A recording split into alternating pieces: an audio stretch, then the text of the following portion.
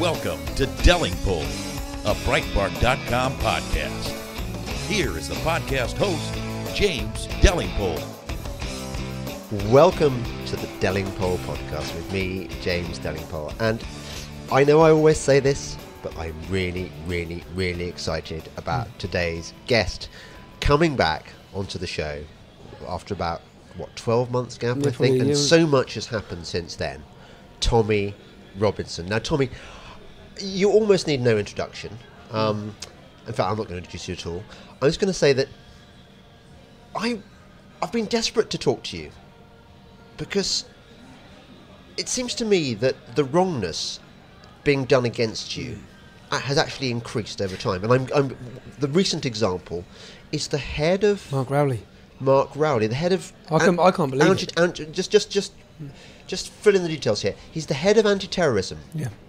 In the Metropolitan Police or Scotland Yard. In Scotland Yard, okay. And he's branded you a terrorist, basically. Yeah, basically far right extremist, equivalents of Anjem Choudhury. To be honest, Anjem Choudhury, who was the guy who radicalised. So Anjem Choudhury was the head of Al-Mujahideen. I can't say the word properly, but Al-Mujahideen.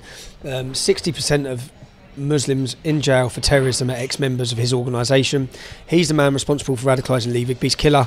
He's the man responsible for multiple terrorist plots and attacks. Yeah. So the head of the Metropolitan, the Scotland Yard's anti-terrorism is saying that you are as bad as him. That's now, how many people have you radicalised to the extent that they've gone and killed somebody? None. No. None. What they've tried to do is drag me into the Darren Osborne case with no evidence either. Like everything he says, when I watch what he says, I'm gobsmacked, to be honest. Oh, just pause here. Darren Osborne was the guy from Wales. Who had 100 previous criminal convictions, who had mental health issues, who after watching 3 terrorist attacks in the UK within a quick concession, and then watching a Free Girls documentary about the rape and prostitution of young girls by Muslim men, he decided to target the Al-Quds March, which was a terrorist march with Hezbollah flags. Yeah. That was his original target. When he couldn't get that, he ran over innocent Muslims walking down the street near Finsbury Park Mosque. That's right. So he wrote a suicide note. He doesn't mention me. He mentions Sadiq Khan, he mentions Jeremy Corbyn, he mentions all the radicalising factors for him, which radicalised him. Yeah. He doesn't mention me. Now, what the police are getting at is because I put out tweets which showed the Al-Quds March to be a terrorist march, because I raised awareness of crimes, that I am a radicalising factor in what he done. Right. Even though he doesn't say that. In fact, his wife was interviewed. She said the BBC documentary radicalised him. There's actually zero evidence to what they're coming out saying. Yeah. Which is what I'm so shocked about. I'm so shocked that even just at the start of it, they run one of the biggest terrorist trials in our country, and they didn't pre-warn me that in the opening statement of this trial, they were going to use me. Now, when they used my name, what that did is resulted in multiple, if you were following it, death threat after death threat after death threat. Police protection at my old house, police protection at my mum's house, all these things happening. Yeah. I had no idea. And I just thought, whoa, surely they've got a duty to warn me. And how are they even bringing me in? When I first saw my name and my picture started coming up on the news, I thought, hold on a minute, I haven't been questioned about this terrorist track. I've never met the man. I've never had any contact with him. How is this being allowed to go on? Well, we know, don't we? Yeah. For example, the BBC was assiduous in making the Tommy Robinson link to this at every turn. And it seems to me, correct me if I'm wrong, that what's going on here is an attempt by the establishment, for want of a better word, to imply that there is moral equivalence between people like you who are critical of what's going on in Britain regards to Islam And jihadists. and jihadists. It's insane. And I suppose it's this kind of thing whereby they think we can't criticise this Islam without criticising Islam. We need to create a bogeyman. We need to create an opposition. Yeah. We need to come down hard on them, so we can show the Muslim community that we're not just targeting them. Yes. So they're creating, and just so the people listening understand, what they opened the trial with was they said Tommy Robinson had direct Twitter messages with Darren Osborne. Complete and utter lie, which is why I'm taking legal proceedings against them. Now, against who? Sorry. at the minute, I've issued documentation to the newspapers and to the Crown Prosecution Service. Well, I'm waiting for the transcripts from the court case to see exactly what words they used. Can you sue the CPS? Is that Yes. possible? Oh, interesting. Yes. Well, the Crown they've lied. In fact, it would put the whole trial in jeopardy if they have lied, because what we don't know yet is in the opening of their case, they said Tommy Robinson had direct social media contact. Now, we don't know if the CPS said Twitter or if the journalist took it upon himself to add the word Twitter. Yeah. Now, what the so-called contact between me and Darren Osborne was simply a generic email sent by Rebel Media in Canada, who I worked for, to 1 million people, sharing a story about raising money for a rape victim. Yeah, that's one of the emails. The other email was about Didsbury Mosque after the attack. Now, in the email about Didsbury Mosque, it was calling for a silent protest against what happened. Yeah, so they've used a generic email from a company in Canada. Yeah.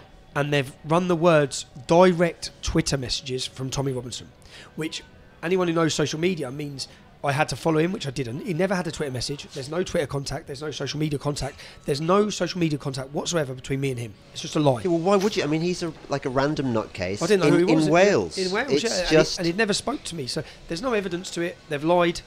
They've lied, and then I try and work out their motive and all these things. And what I thought at the start is this is the build-up in order to remove me from social media. That's what this is about. Right. They've tried and tried and tried, and now they're using Twitter messages, killer. And if you look at the Independent headline, what they said is days before Darren Osborne kills Muslims, he has direct messages with Tommy Robinson. Yeah. They're implying. And it's just so not... And I'm sitting there just gobsmacked thinking, how can they legally do this? Yes. It's a question I ask, because I think part of the problem you have here is that you've become like the new Daily Mail, as in the thing that the chattering classes say they hate in order to demonstrate their virtue. And they don't need to explain why they hate Tommy Robinson, because Tommy Robinson is... Easy to tell you. He's just... It's also a classic case, of course, of shoot the messenger. You talk about rape gangs, of which there are many. I mean, Sunderland is the latest, I think. Sunderland, yeah. I spoke to a witness from that. Well, in fact, they're everywhere, every day. In fact, I'm going to meet... I've just arranged it for Wednesday night. A young girl who's been raped by a taxi driver. Just every day, I get. If I had, obviously, I'm not organised enough, yeah, because it's just really me. Yeah. And if someone went through my social media messages, of which I receive hundreds every day, every day are stories of rapes, of attacks, of abuse, of policing failures, of government failures, of two-tier systems, of harassment, of religious persecution, every day. Yeah. So I'm reading it like, whoa. And I get that every day. So some of them I'll pick up on, some of them I'll highlight, the ones I have time to. And what they're saying, I don't know if you saw the live stream I've done with BBC News journalists after Darren Osborne case, what he was saying was that basically I shouldn't tell people. Yes. And he's a BBC journalist. Yeah.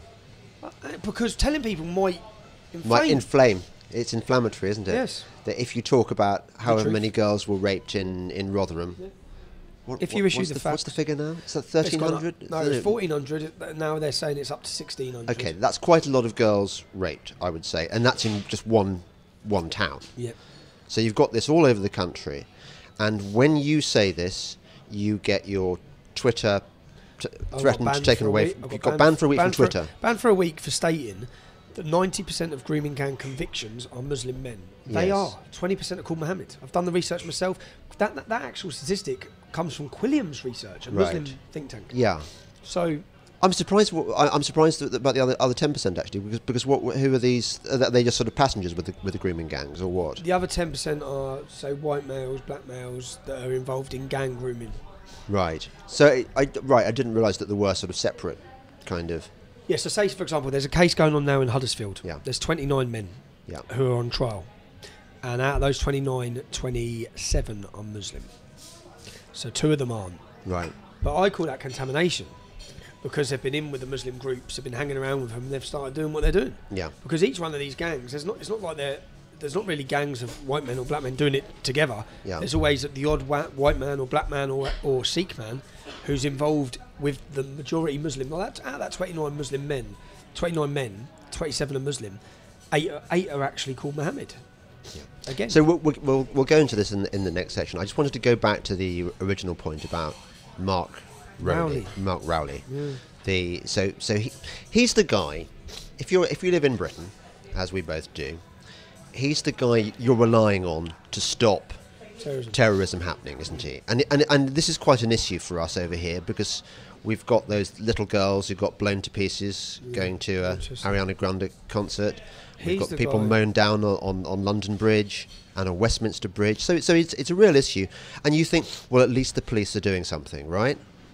Yeah, well, you think so, but actually, well, they are, obviously. They stopped 12 attacks. But, you know, what gets me with him, and with the whole coverage of this Finsbury Park attack, and Mark Rowley, watch what he says when he's talking about why Darren Osborne done it.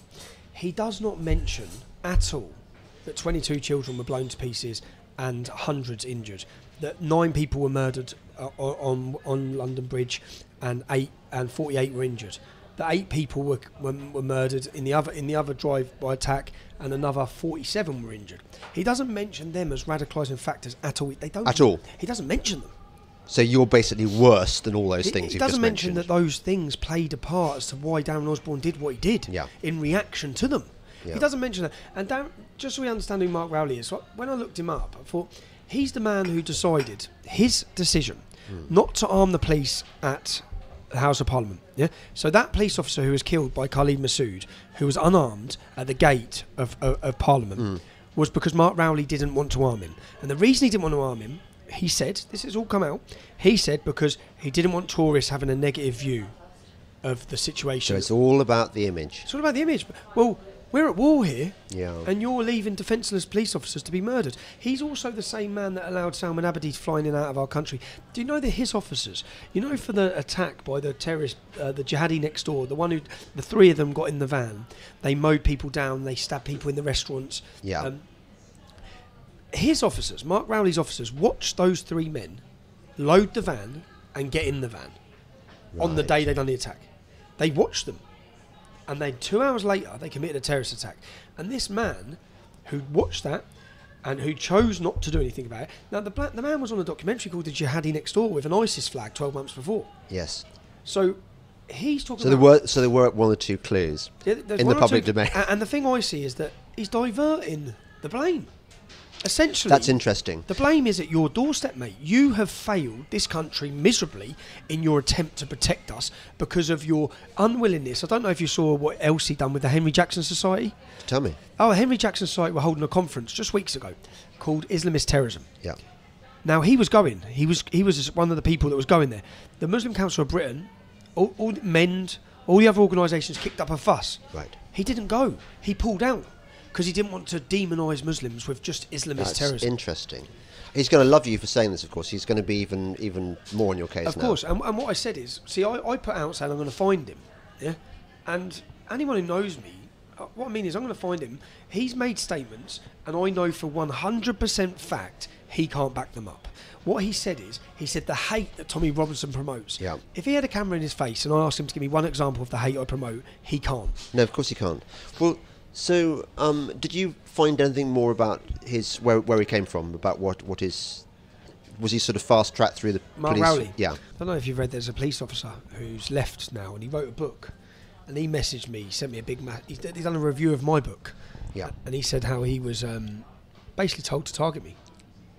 And he's an ex-police officer, and he says I was specifically told to get him. Right. Yeah, in one of my reviews for my book, and he's a famous because he's wrote a book about policing. He's left the police force. Right. And he says the same. I've been in restaurants, even around here, where I've gone to the toilet and I've had a bloke come in and said, I've just come in here, I'm a Bedfordshire police officer. I just want to shake your hand and apologise for everything. He goes, well, I can't do it out there because people might see me. Really? And to be honest, the general feeling I get off police officers I meet is very, very positive. The individuals I meet. Yeah. They're being used as a political weapon.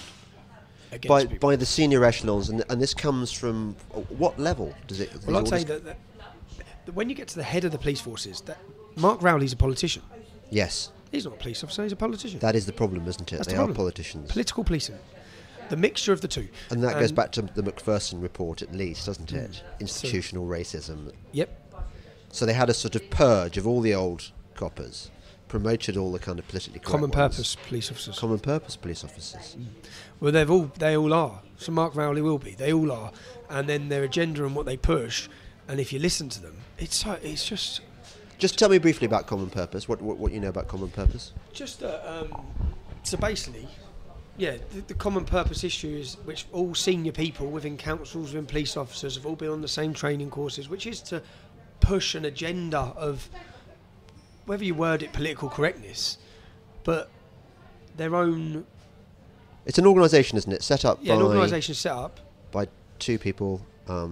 years ago, Yeah, which was to both on the left, very much. It Right. was a form of cultural Marxism, isn't cultural it? Really? Marxism It's designed within to. the system. Yeah. And if you look at most of the people who are coming out at the top, they've all been through this common purpose training process. Yeah.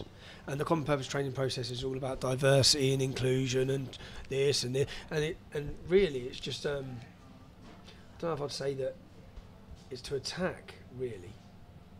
It's to, I'd say, yeah, all the people are, how do I explain it?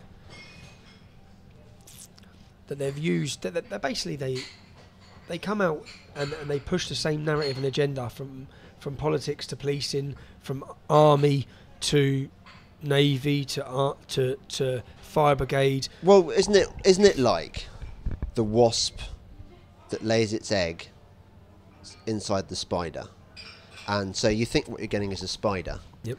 And actually, what happens is that the wasp bug inside the spider feeds on the abdomen of the spider and eats it from the inside, and what you've really got is a wasp. And that's basically, that's a very good analogy. and that's what's happening. That's what's going on. And they're the people so what you see is the people in power Yeah. have been through these training programs, but the common police officer Yeah. is as against it and angry about it and frustrated about it. In the Navy, in the Army, when I speak to the troops, Yeah. Well. they don't know. They're so They're real. sickened and disgusted at what's currently happening within the Army. Yeah. Oh my goodness. Yeah.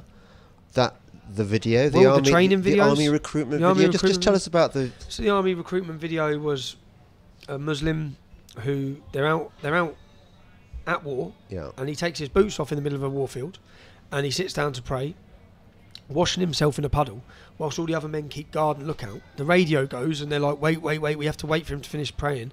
And then the advert is, you belong in the army, and where your faith can be protected. Well, hang on a second. Maybe what the radio is saying is that we are pinned down. We're about to get wiped out. Please come immediately. But he's busy praying, so you can't. So you can't. Because that would be absolutely Islamophobic. I mean, it's not just Muslims, is it? It's also women. I know, for example, that the U.S. military has removed its grenade throwing test. Why would that be, I wonder? Because women can't throw. Because women can't throw. I mean, okay, I throw like a girl, and that's fine. But I wouldn't want army standards dropped for people like me. It's unbelievable, really. When you look at I looked at the Russian recruitment, I looked at the Chinese recruitment, their videos, yeah, and then I looked at ours. So tell me, do the Russians and the Chinese have Muslim prayers and they don't women? have anything. They have young men who have six packs who are going into war and battle, blowing people's heads off and firing grenades. And they go in because they quite like the idea of fighting. The reality is, you want your toughest, hardest men. If they're struggling with recruitment, I looked at the 100 biggest failing schools in our country, in working class communities. That is where our army should be going. Those young kids, the scum of the earth, as the Duke of Wellington called them. They should be giving them direction, careers. Yeah. They should be given morals, all the things they're lacking from those estates and those council estates, or all the problems they have. But and then you had another army recruitment video was, can I cry in the army? Can I cry in the army? Yeah. And it had a man crying in the army. And then they had another one. Sorry, puff. What a fucking. Well, you're at war. You don't. You're going to be getting shot at if you can't walk down. If you can't have if you're that emotional. But then they had, can you be gay in the army? And I'm not being funny. There's always been gay people in the army. It's never been an issue or a deal. Or anyone I speak to, it's never been a problem. Yeah. So why are you making it a big deal? Yeah. Why are you now? Why are you raising rainbow flags from army bases across our country? Why are you doing that? The army should be non-political. Well, isn't it partly? I meant to look into this. Is it not partly because the branch of the army to do with recruitment has been handed over to civilians, Yes. who probably have been trained on common purpose courses as well. So everything has been emasculated. There was not one single army recruitment video that I watched as a working class young man, which is what the majority of the army fills with, young men who want to fight. That's the people who join the army. They want to go to combat. They want to test themselves. They want to be the best. You know, even the slogan, be the best. Be the best. They want to get rid of that. I know. You'd have been good in the army. No, I'd have liked it. You'd have been really good. A better life, yeah. I mean, even though you're a short ass. Yeah, I am. I met some commandos. Like a man, only smaller. I met some commandos from World War II, and their Bren gunner was smaller than you, and wasn't as stacked as you. Yeah. And he charged the enemy machine gun position with his Bren gun, firing from the hip. Good. Now, a Bren gun is very, very heavy. Yeah. I mean, well, heavy when you're running, when you're a short ass. Yeah. So that's that's a digression. Yeah. Anyway, respect. I totally agree with your opinion, and it just makes me think actually. That what's our army going to look like in 20 years? Yeah, but not just that, but also, Tommy, you really should be running the country. I mean, well, actually, Jacob Rees-Mogg should be running the country, but I like him. I can really see you. Yeah, I like him. Doing a kind of, you could be his NCO. I mean, that would be. I think there'll be loads of people going, oh, no. Like I said, the Toff and the Oik. Yeah, yeah. I like him. Have you met him? No, I haven't, but I do like him. This is. I like his honesty. This is one of the sad things that I think that our conservative press should be standing foursquare behind you. I think that the Mail should be backing you. I think the Sun should be backing you. I think people should stop this pretense that somehow you are beyond the pale. But what they want to do, you see what the Daily Mail and that do? What they do is exactly the same as what the police are doing. Is in order, because they run a lot of negative stories about immigration, so to balance that out, they go full into me. If they talk about me, they absolutely slam me. And I always read it and think, what? Hold on. Yes. But that's to balance their own books. They use me as the fall guy. Tommy, you're common, but you're not thick. Yeah, they use me as fall guy. Basically, it's absolutely what they do. And it's not just the Mail. It's politicians play this game all the time. They say, right, in order to give me leeway on other issues, I'm going to adopt this virtue signalling issue, which shows that I'm not racist stroke Islamophobic. So then I can say this. Yeah. That's how so then I could be able to say that because I've already said it. And it really, it's cowardice. But the other point is that when they do this, it also, whether they think it slams me, it also does me favours because I read the comments underneath the articles, and now because of social media and because of my own media platform, the general public more of the general public understand who I am and what I'm about, and they challenge them every time. Why are you saying that? Well, he's not an extremist. He's not a racist. He's not this. But and all they do really is expose themselves, and the distrust in the media, which is at an all-time high, is because of these exact things. I think you've given me an excellent segue into our next section. So you're listening to the Delingpole podcast with me, James Delingpole, and my very special guest, Tommy Robinson. More in a moment. Sonny's Corner with Sonny Johnson. No matter what the story of the day is, I'm going to make sure that we talk about these issues. I am going to make sure that when apologies are necessary, we're going to be there with a camera and with a spotlight. Somebody on this side of the aisle is there to say the movement, it was wrong. There are valid things that are happening in your city that actually need our attention. Sonny's Corner, Saturday at 1 p.m. East on Sirius XM Patriot 125. This is Delingpole, a Breitbart.com podcast. Here once again is James Delingpole. You're listening to the Delingpole podcast with me, James Delingpole, and my very special guest, Tommy Robinson. So, Tommy, you gave me a nice cue in that last section, because I think this is quite an interesting point. My theory, and this was borne out by the recent elections in Italy, the people who voted for Five Star, people who voted for what's the other party? The League. The League.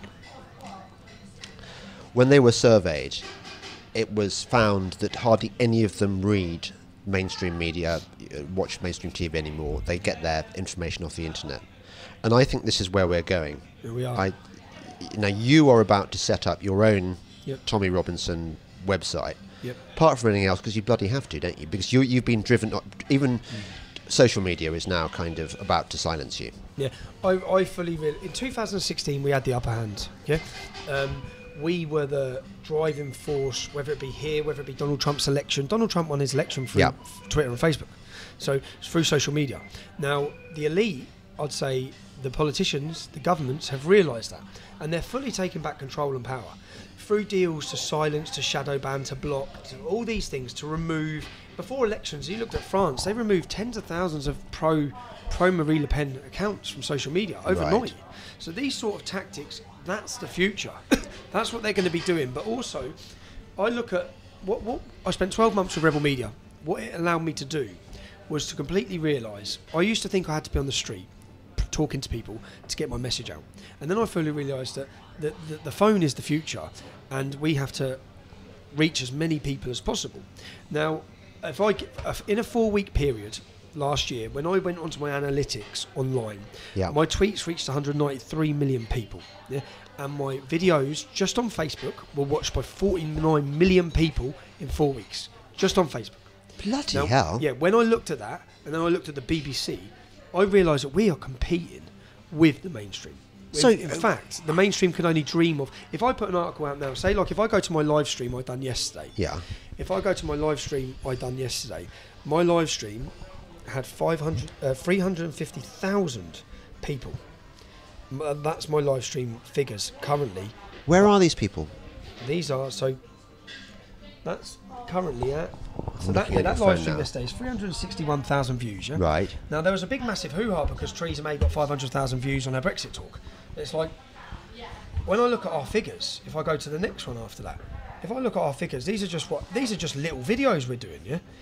If we do big videos, if I look at that one, that's at 546,000 views. Yeah. That's me talking about the Italian election. Now, I guarantee you that's more views than any mainstream media have had in this country on that issue. So, and they know that. So we are essentially what I said I want to do now. When I led the English Defence League, I don't want to sound cocky, but when I led the English Defence League, we were the biggest street protest movement Europe had seen. We were successful because we will not stop. Yeah, we were so committed to it. And right now, in 12 months' time, I'll sit here confidently and say that I will lead the largest alternative media news network the world's seen. That's where we're going to be in 12 months. And is there a demographic that you're speaking to particularly? A particular demographic? No, not really, because it completely varies. What it is now is so many people search. So even though they're shadow banners, like those figures are with them blocking out our views. Oh, blimey. So they would be at millions. And now the difference is, if you see the reception we get, people trust us. The people who follow me and support me, they trust what I'm saying. Yeah. They are fed up of false narratives from medias and false agendas from media. So my name trends after every single terrorist attack. Yeah. Tommy Robinson trends. Why? Because people no longer want to hear what they're saying. They know that I'm going to give them the facts and deliver that this is what's gone on, this is why it's gone on, this is who's involved. Yes. They know, so they're searching more than ever for the alternative voice. Now, what we need to do is get severely organised, severely quick, because I see coming in the next 12 months, I see my complete removal from online activity, where I believe YouTube, Twitter and Facebook will have me gone within 12 months. Right. So I need in the next 12 months to build up a show. If you look at InfoWars in America, I want to be the equivalents for Europe. Right. And and if you look at InfoWars in America, the amount of information they get leaked, the amount of stories that people bring to them. Yes, of course. People don't want to talk to the media. So, I, for example, I reckon I could go to any grooming victim, any family, and they want to talk to me. Because I'll say this about you, that you do have this, one of the things I like about you is you do have this absolute integrity. I just get the impression that you're not very good. Well, maybe you are good at lying, but I don't get the impression that you do lie. No. Because you don't need to. But the thing is, which is partly what, if you ask me any question now, at all, I'll give you the honest opinion because I don't care, and I think people feel refreshed with that. So if someone said to me, like, which is what I've always said, I've never been an angel. I'm not an angel. I've done so much wrong in my life, and I don't try and hide it. I just say, but that's part of what made me the man I am. Right. Okay. So, wow. Can I say I'm quite jealous of these figures. I mean, you're going to be bigger than Milo. He'll love that. I generally think that in the next 2 months, when I get set up properly, I think people are going to be so electrified and excited at what we're going to do, media-wise. Wow. I'm excited. I'm so excited. So, and can you monetize this? How do you monetize this?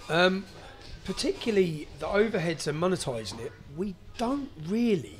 I don't want to be asking people for money. So Right. I think that people. Can you advertise then? No. No, because they've you'll demonetised. You'll get so they've boycotted. demonetised everything. I think in about. I'm ready right now. PayPal have just frozen my account, and Right. they're going to give me the answer in 72 hours. I think they're going to close me down. So I foresee. This is where I see it going. I foresee in the next few years to come, our bank accounts will be closed. Any way of operating that we want to operate, they're going to come down on and make tight and make hard and make impossible. Do I need to monetize it? I think the general public, in fact I know, the general public, when they see what we produce, I'm not going to beg people and tell people you have to pay for this. I want everyone to watch it for free. Right. But I want to say to them, if you value what we're doing, if you value the Right. work we're bringing you, then please support us. And just off that, which is what I'm telling people now, and to be honest, like say for example, this Christmas, Yeah. I don't need to make millions of pounds. I don't want to make millions of pounds. I don't need to. Yeah, I've had 2 successful books. This Christmas, I went out to repay. You know how many people have supported me over the years? I went out to repay, and I went and visited one family and sent them to Disneyland. And this is what I want to do with the media channel. I sent them to Disneyland. I went to they've got a dying child. I went and visited another child who's dying, and I sent them to. They went to Florida. The other family went to France. I went and visited. And this other one we didn't even make a video about, but I went and visited someone who people would have seen me come into contact with, who's had a very difficult life over one of our stories, and I sent him and his wife away. Now, if we as a media channel make explicit money, then we will be putting it back into the community, and that's a promise. We don't need to make obviously I've been involved with other companies, which I feel certain people or companies maybe financially it's all about money. For us, it's not. Yeah. Although I have to say, I was hoping you were going to say that you'd found a sort of a more reliable business model than that, because It's reliable. Because Trust me, it's reliable. no, I can see it for you. I'm thinking about for me, Tommy. Now, selfishly here, just because you're absolutely right that they probably are going to first of all drive you off social media, then they're going to try and close your bank account. Can they do that though? Yes. So you're down to Bitcoin. So I need what I need in the next 12 months is the name of our show to be a viral and the most known show, Yeah. which I think it will be, Yeah. for alternative news, and that people, when they want to see what's happening anywhere, Yeah. they'll go straight to our website. Yeah. So it's not going to be called Tommy Robinson. We already have a name in mind. I already have partners I want to work with, yeah. Tell me how you wrote a book on you sort of rejigged the Quran, didn't you? Just tell me about your Quran book. So Muhammad's Quran. So if you pick up a Quran, this is the hardest thing to do. So I spent 22 weeks on solitary confinement. Yeah, and funny enough, it was an Muslim outreach, one of these dawah centres that sent me a Quran with a big message saying, "Hey Tommy, find Islam, brother." Like they were trying to convert me in prison. Yeah. So I took the Quran and I dissected it. You must have been quite good. You're quite familiar with it by the end of that. Yeah, well, I was, because I had nothing for 22 weeks. So I took the book, and what I did is, it's impossible to make sense of, because it's like an encrypted book. Because one thing Muhammad says one day is next to something else he says 20 years later. So you have to then have... It's impossible to make sense of, basically. So what I did is I just made references to don't be friends with Christians and Jews, women, all the different references to what they say. And then I started writing down the verses to see, and within pages I had pages worth of references where they talk about not being friends with Christians and Jews. Yeah. But what I then did is to understand that when I started looking back through history, I understood that the Quran used to be in chronological order. When Winston Churchill read the Quran, when William Gladstone read the Quran, now it was in the chronological order of how it happened. And the reason why that's so important is because due to basically the rules of Islam, whatever Muhammad said later in his life supersedes what he said earlier. Right. So you have, and in Muhammad's first 10 years of his life, he was very peaceful. Right. He had 50 followers.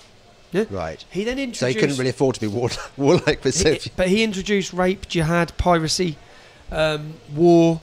You're basically telling people you can go in and take whatever you want from these people. He went and got all the most basically what's happening in prisons now with the recruitment. He went and got all the people who were outcast from society, Right. living out in the mountains as criminals, and he went and got them, and he Yeah. recruited them for his religion, and then he went on a war path. Yeah.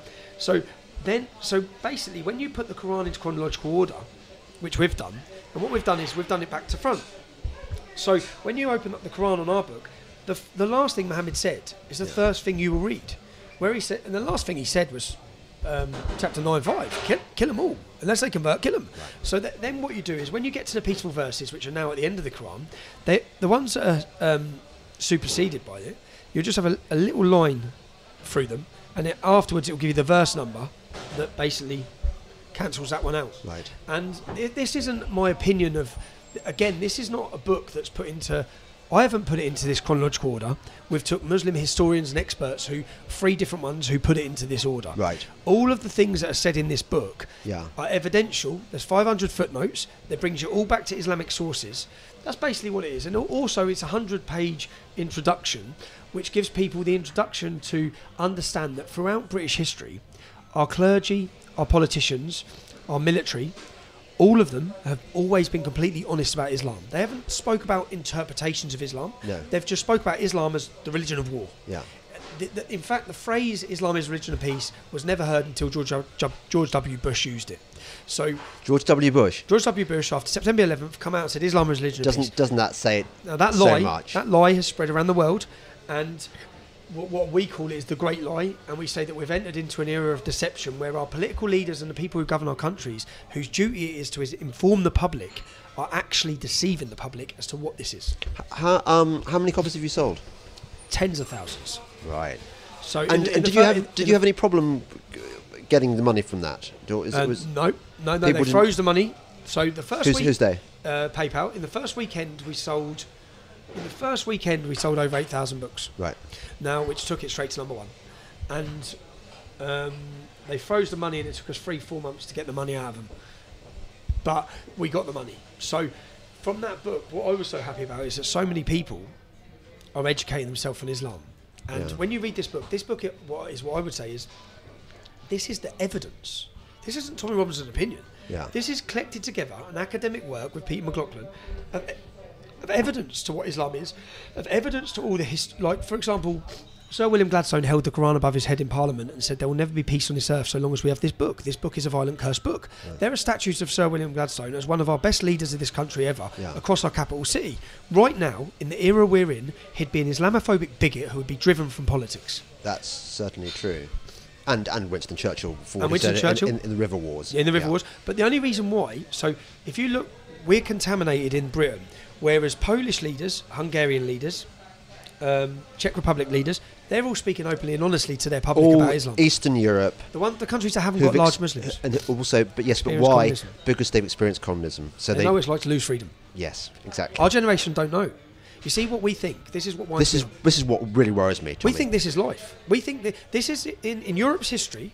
This era we're in right now of peace. Yeah, it's never been happened before. Well, look, I know what my kind of over-intellectual take is on why this has happened, why the modern generation is susceptible to all this kind of nonsense, why they're susceptible to Corbyn, for example, why they are kowtowing essentially to Islam. What's your theory on when did it all go wrong in your view? My theory is that that's all been intentionally done. We have, through the education system, we've intentionally weakened who we are. We've weakened our resistance and our fight back. We now have a generation of greedy people who are cowards and who understand and know things are wrong. This is what I'd say about a lot of people, but that we've also intentionally financed most people up to the top of their head, so that most people have massive mortgages, massive bank loans, and they rely on their work and their career. And if they step out of line and lose that job, then their whole life spirals downwards. And I think that's also been done. That's how I look. I look upon it like that's intentionally. And I view that because of most of my friends. Even when we were talking about this, most of my friends say, yeah, but I'll lose my job and I've got my mortgage and well, 40 years ago, men wouldn't have cared about that. They'd have got up off their arse and they'd have gone out and done something. And we've weakened our belonging, our identity, and I wouldn't blame us for that. Blame the generation that's come through. because I'd say that's been intentionally done.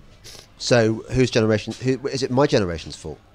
No, I'd say your generation were far more strong in their when they were our age in Yeah. expressing themselves and resisting certain. I things. don't remember any of this shit going on when I was younger.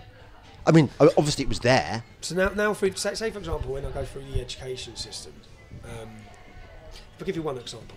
Yeah. So I went to I went to football this Saturday with my friends, all of our children. We went Yeah. to watch Luton play away. It was at the train station, and there was a board, and there was a police board, and it was the police, and they had 4 different people on it, and there was a black man on the board, Yeah.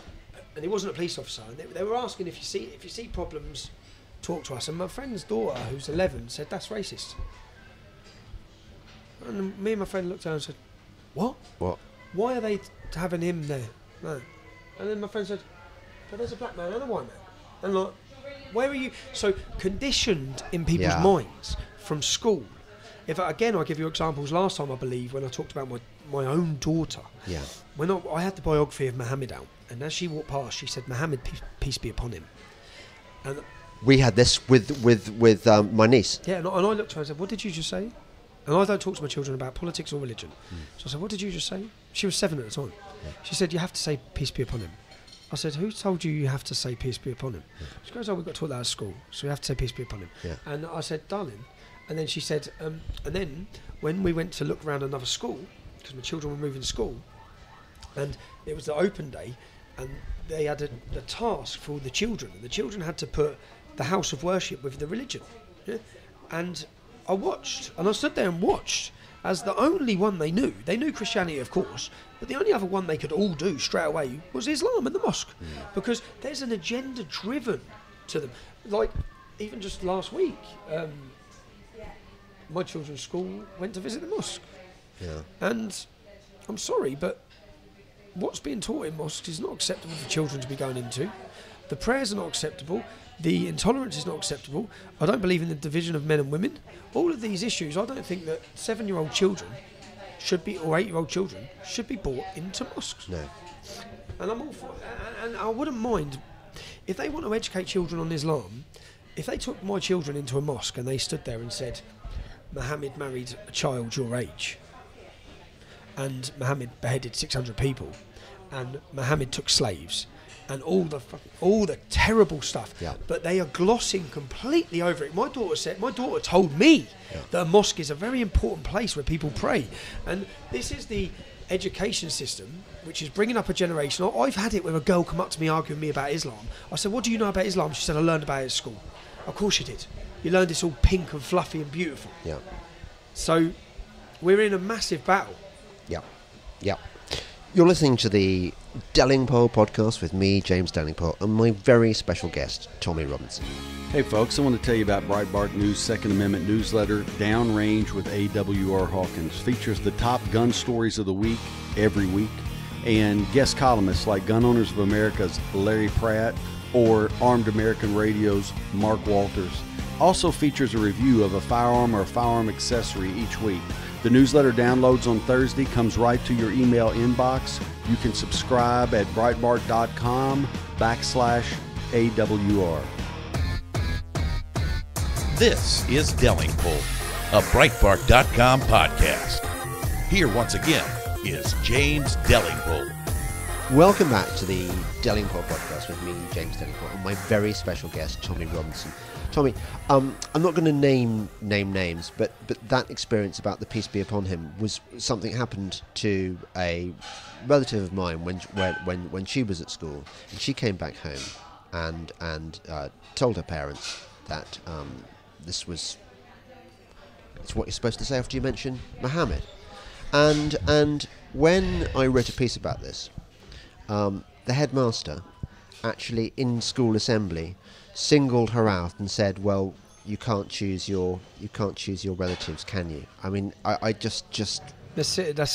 That's sick. Do you know, to put any child in a situation where, do you know, when I was running the English Defence League, there was a young girl whose dad was in the EDL, and the teacher done exactly this. And I rang the teacher at the school.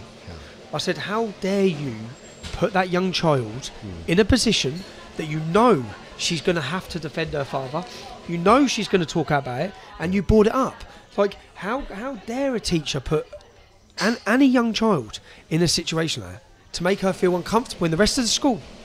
For nothing, for she hasn't done nothing wrong. But I think that our whole culture has lost its moral compass, whereby teachers cannot see that their first duty is to the children, not to their kind of left-wing, politically correct narrative. And there's another example of this. You probably read in the papers about the Antifa invading King's College London, the talk given by Sargon of Akkad. Yeah, and I'm interviewing him tomorrow. Are you?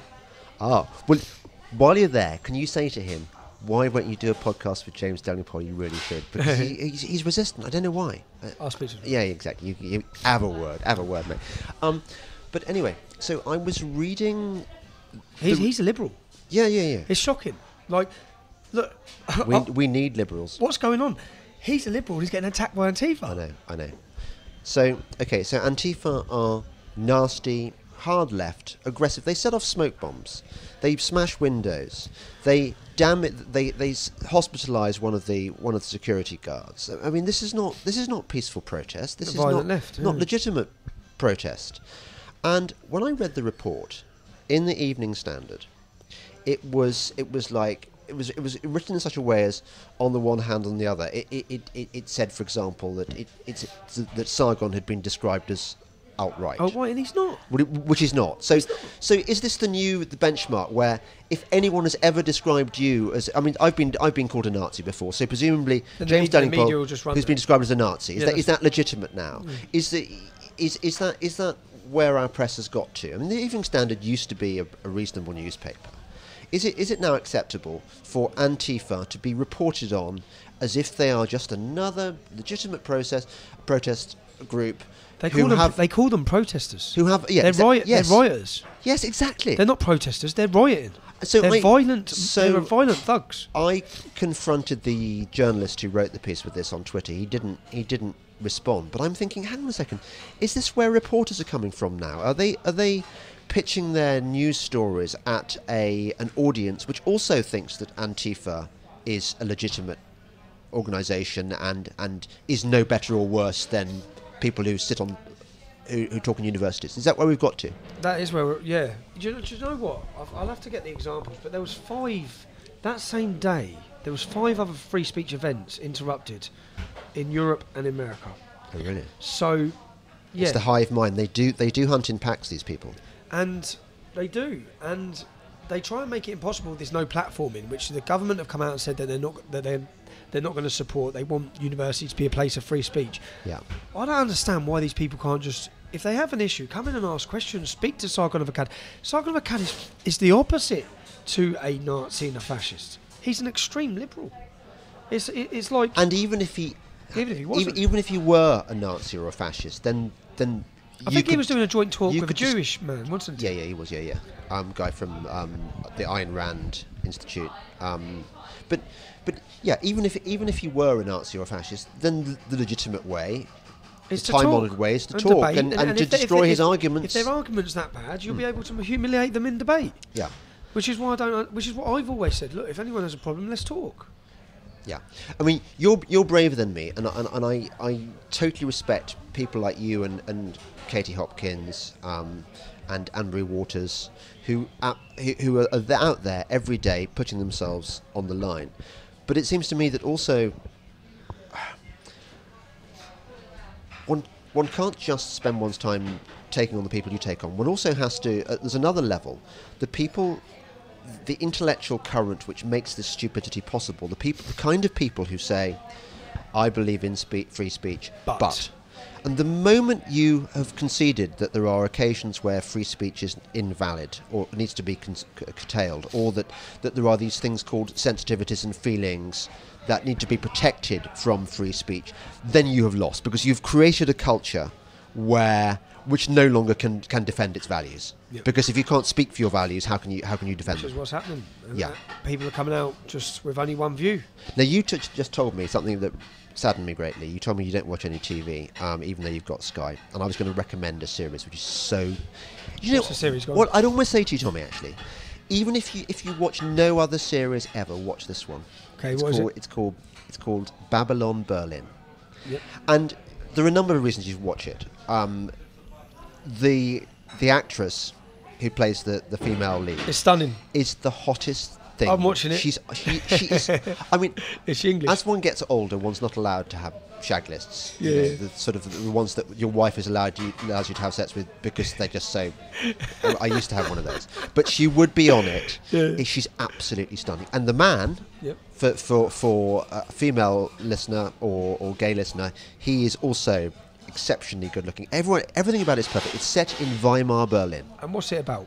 Communism. Okay, no, it's about it's a detective series set in late 20s, early 30s. So it's very interesting the way it handles the era's politics. You'd think, having been made in Germany, where they're even more disgustingly liberal and sell out than we are, you'd think that the communists would be the good guys. Yeah. That it would be Nazis. They are so bad. But it's much more complex than that. And it recognises, for example, why Germany was so completely fucked up in that era.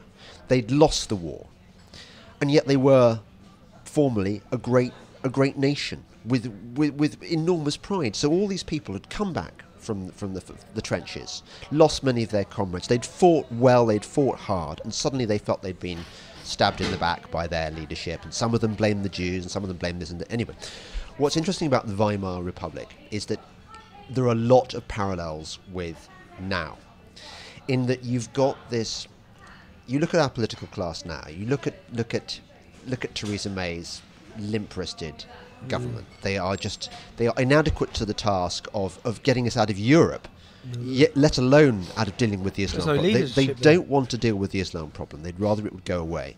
You've got a tremendous wealth inequality between those who have been lucky enough to own houses and benefited from quantitative easing. So through no skill of their own, their property values have been massively inflated, and there's a younger generation which has got nothing. So they're looking to vent their spleen on something, and some of them are joining Antifa, some of them many of them are supporting Jeremy Corbyn, and the political class is completely inadequate to the job of dealing with any of this, because they haven't got any answers, because they're cowardly, because they're frightened of what's bubbling under the surface.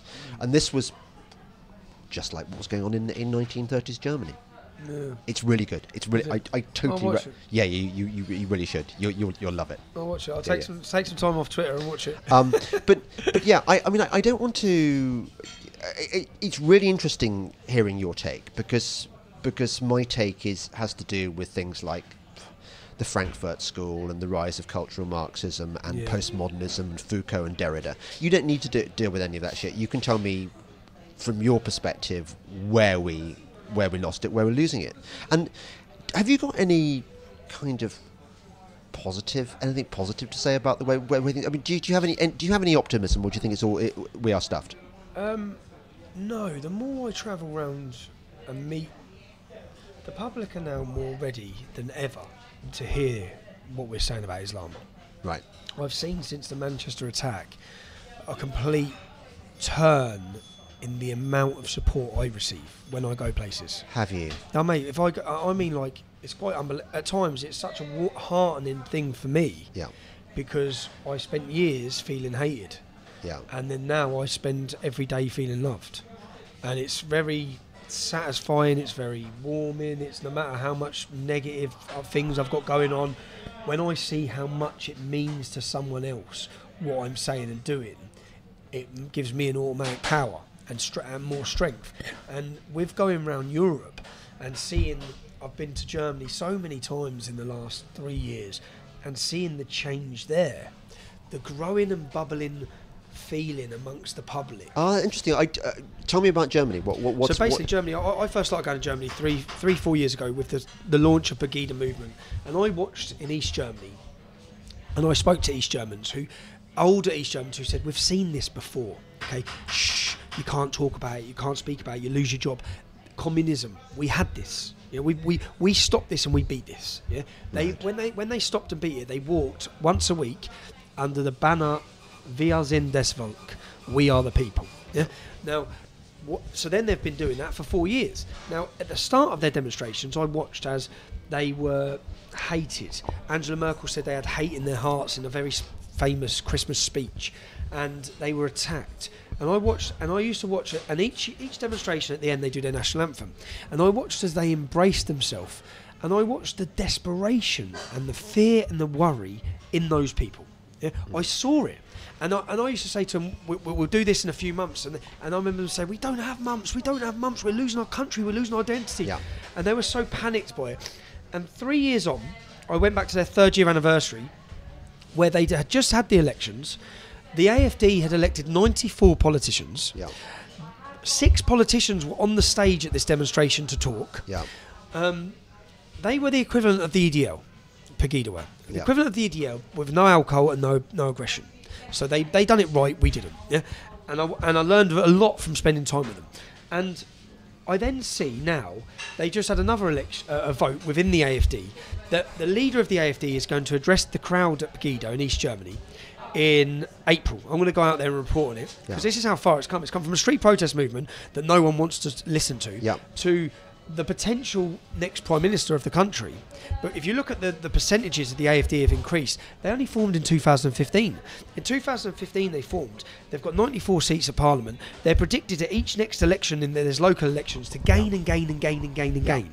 People have had enough. And I watched then at their last demonstration, and I saw hope.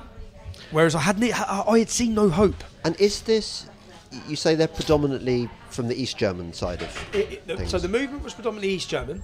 In fact, all the demonstrations and all the rallies have been in East Germany. Yeah. And then 4 weeks ago, you can watch my video under Germany Fights Back. Yeah. In Kandel, which is in West Germany, thousands of women marched against the migrants. Right. So this was the first time. So I went out and reported it, and they said, now Germany's uniting, Germany's ready to unite. And I watched that, and I did the same in the video out there. I challenged the media, and the media all run away. And The media are even worse in Germany than they are here. Well, you've got to watch the video where I challenged them, because basically I'm talking to a young girl who's come from Kandel, where a 15-year-old girl was murdered the week before. She's telling me how bad it is, and this journalist, mainstream journalist from behind me, says she's lying. I turn around on camera and I say to her, excuse me, explain how she's lying. She goes, no, I don't need to explain. I goes, no, you do need to. You do need to explain. Yeah. You cannot say that and try and walk away. And she walks away, so I follow her after her. She goes, leave me alone. I goes, no, you have to explain why you just told me she's lying. Yeah? She goes, you do your own research. I said, I've done my research, that's why I'm here. Explain it. And then she goes, and I said, do you know what you are? And then I said, you're a fascist. And then she says, you're calling me a fascist. I'll go get the police. Yeah. She goes to get the police. Yeah. I start laughing. I'm like, yeah, you are a fascist. You're going to get the police to tell me off for my words. And at that point, so that video there that I'd done in Germany, this is where it went viral in Germany. Okay. It went viral in Germany. Oh. And I went back 3 weeks later to a next demonstration, and I received a hero's welcome at the demonstration. Right. And the German people, and Germany needs that. So Germany needs someone to do what we've been doing for the last 12 months here. Yeah. They need the challenging of the media, they need the alternative voice, which is what we want to build now. We want to build a European media network that has people on the ground challenging these things, or highlighting these things. And so I see real hope in Germany. I was invited to the AFD AFD leadership contest, and in fact, at the end, before the new leader gave any interviews to mainstream media, they sat with us. And I foresee that as that's the way it's going to go. Because what people need to realise, when you look at our figures and you look at our reach, you don't need the mainstream anymore. You do not, and we are not here to stitch you up. We're here to give a fair shout and show people this is the truth of what's happening. Well, I'm not going to say sometimes called far right, sometimes called this, because it's just nonsense, and it's in order to demonise them. Yeah, and also it takes up so much time to equivocate on the... And it's nonsense. And so I see hope in Germany. I went to Italy. I've just got back from Rome. I went for this election. The fact that Silvio Montini, The La Liga have gone from 4% to 18% the election. Yeah. He's on record. If you go through all their statements, I'm looking at what they've all said. He's on record as saying Islam is incompatible in Italy. It's not going to work. The people who follow the instructions of Muhammad will not work in this country. Which is worst off at the moment? Presumably Sweden has got it worst of all. Sweden's terrible, yes. Sweden's terrible. Have you been over there? But, no, I am going. I'm going to go to all these no-go areas. I'm going to go and do videos on all of them. But the Swedish Democrats are flying. So the Swedish... Who are they? They are the anti-Islam political movement. Are they? Fastest growing, predicted to do extremely well at the next election. The new movement who just formed, you've got Geert Wilders in Holland, but the new political movement who just formed, who's anti-establishment, who's anti-Eurosceptic, they're flying. So I foresee that all across, and what it is now, I interviewed a Polish politician recently, and he just laughed, and he said, what's happened in your country will never ever happen in ours. Yeah. These Sharia courts and this, Yeah. we're never going to let that happen here. And he was so confident, and it was like speaking to a normal man, not a politician. And he was so, and then I said, but what, the European Union are trying to freeze you out, which they are. They're trying, and he says, but they can't, because it's not just Poland. It's Hungary. It's and he listed 5 or 6 countries. Now, if you look at the election in Austria, if you follow what happened in Austria, that election and the Italian election should be such an inspirational moment for Europeans. You know, the Europeans who voted Brexit, the Europeans who watched Trump, the Europeans who march against migrant violence. For all of these people, this should be a very hopeful moment watching what's currently happening in European politics. Yeah. The left are being booted from power. The alliance and the formation of the Austrian government with the Conservatives and the Freedom Party. The Freedom Party say exactly what we're saying on Islam, on immigration. Yeah. Things are changing, and that is the future of European politics. Now, the way it's going to go, there's going to be a lot of trouble, a lot of chaos, a lot of problems, because there has to be. Because once governments try to enforce laws that will restrict the Sharia, which will restrict the Islamist groups, then they're going to rebel against it. Of course they are. Yeah. So whether it be France next, whether it be Holland next, Germany, certainly Angela Merkel coming out just last week admitting no-go zones in her country. It's all being forced. And so usually I'm a very depressive person when I talk about the situation we're in as a nation. But I see history, we're on the right side. And do you get any support from Muslims? I do. I don't know if you watched my interview I done last week with... Oh, the Imam of Peace. The Imam of Peace, yeah. So I want to do him, yeah. He's cool, man. Yeah, I do. I think a lot of us are admirers. He's cool. And look... But he's out on a limb there. Oh, he's out on a limb. He's on his own. But at the same time, look, what I see, the problem is that the majority of young Muslims do not even understand the agenda of Islam themselves. Most of them don't know the Well, how can they have been so badly educated, like most of the kids in this country? Yeah, most of them don't know it. Yeah. So I believe if they all understood what it was, how evil it was, how bad it was. I've said for years we need a revolution from within the Islamic community. You see it now in Iran. You see it in many Islamic countries. You see the youth, actually. Look at what the youth in Pakistan. There's a massive liberal movement. The Crown Prince of Saudi is doing. Yes. He's saying we want to go back to the days of moderate Islam and have a tourist industry. I mean, what do you do if that could happen? I know, and he's talking about letting women drive, and he actually looks like... he looks very, very interesting for the future of Islam. I think he will play a pivotal role, and all that's come about since Donald Trump come in. So again, I support Donald Trump's influence on what's happening in Saudi. Now, hang on a second. You've revealed yourself. You've revealed your true evil now. People are going to say, I knew Tommy Robinson was bad, but now he's. Because even if you look at the arrest of the royals, the royal, you know, the man who owns 40% of Twitter, he's been arrested by the royal family. Right. All the ones that were in bed with Hillary Clinton campaign have all seemed to have been arrested for their fraudulent activities. What, you're saying Hillary's a crook? Oh. And all her associates are crooks, should be locked up, and the people involved with Twitter should be locked up. Yeah. Shame on you. I am. Well, I think on that positive note, crooked Hillary behind bars and Twitter team behind bars, we should end. Thank you very much, Tommy Robinson. I hope to have a similarly exciting... You do so much. Thanks. You've got so much energy. Well done. You're listening to the Delingpole podcast with me, James Delingpole, and my very special guest, Tommy Robinson. Thank you. We're going to have some lunch now. Bye.